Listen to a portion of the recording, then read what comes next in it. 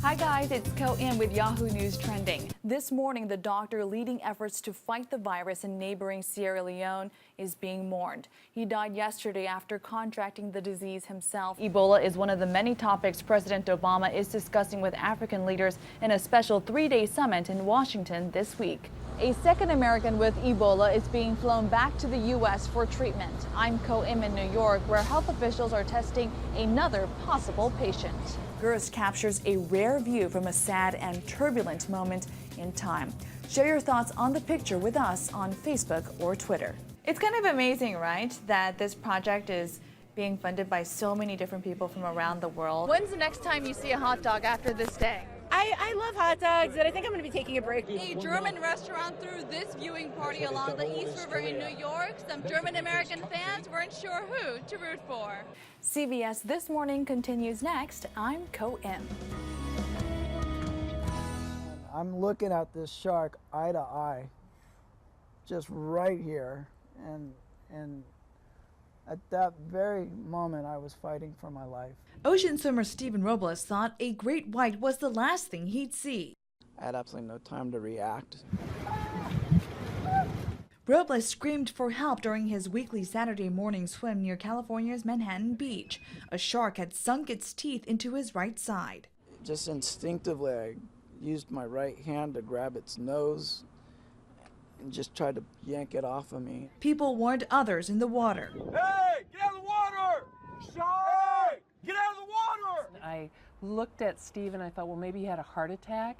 And then I looked under the water and I saw the bleeding of his wounds. And I thought, well, are we next? Witnesses say the 7-foot juvenile shark had been caught on a fisherman's hook for 40 minutes before it attacked. By the time he cut that line loose, I was in the wrong spot at the wrong time. Fellow swimmers and paddleboarders carried Robles to shore. Back on dry land, he's shaken up, but thankful to be alive. It's crazy how fast something can turn, how your life can just change instantly. Robles says for now he's staying out of the ocean. Ko-In for CBS News. The legal fight between an ex-professional wrestler turned politician and a late Navy SEAL is over. Former Minnesota Governor Jesse Ventura won a $1.8 million judgment against Chris Kyle. The jury sided with Ventura, who claimed Kyle defamed him in his best-selling book, American Sniper. The end result I'm pleased with because my reputation's restored now. What's left of it? The 2-year legal battle concluded Tuesday in a federal courthouse in St. Paul, Minnesota. Sure, you're nervous because anytime a jury's out for over a week, you have no idea what's going through their minds. The jury voted 8-2 in favor of the former governor. Ventura brought the suit against Navy SEAL Chris Kyle, claiming Kyle fabricated a story in his book about punching out Ventura at a bar. There weren't any witnesses that saw me get hit and knocked down. But it wasn't just the alleged punch. Kyle's book goes on to claim the fight started when Ventura made offensive comments at a SEAL's wake, saying, quote, "SEALs deserve to lose a few." Ventura, a former member of the Special Operations Unit himself, says clearing his name in the SEAL community was his reason for bringing the suit. The SEALs are my unit, and I can't go out to a reunion anymore.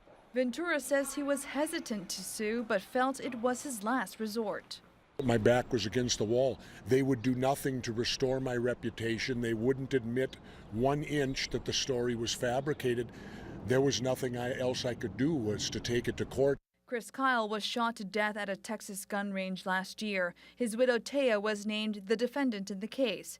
She released a statement after the verdict, reading, quote, "When it comes to my family, honor, and standing up for what is right, I am never out of the fight." Taya Kyle's attorney says the $1.8 million judgment will have to come out of her pocket. Coming up after your local news on CBS This Morning, we'll speak with Jesse Ventura. I'm Ko-In. This is the CBS Morning News.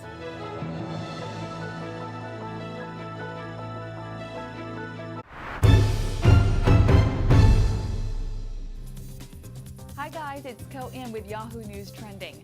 Let us introduce you to the newest, most adorable addition to Brookfield Zoo in Illinois. This baby Bornean orangutan was born in Toledo, Ohio earlier this year, but Kachil's biological mom didn't take care of him, so he was transferred to Milwaukee.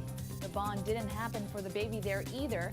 Hang on, the search ends here outside Chicago, where 6-month-old Kachil finds 53-year-old surrogate mom Maggie. She has a sweet soul, has adopted others before. Here's curator Jay Peterson.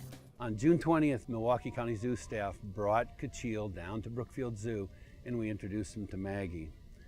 So we've seen a lot of progress with both Kachil and his development, and we've seen a lot of progress with the relationship between Maggie and Kachil since he arrived at Brookfield Zoo. They don't exhibit together for a few months. After all, any relationship takes some time and work. Fingers crossed. Share your favorite animal story with us on Facebook or Twitter. See you next time. Yahoo!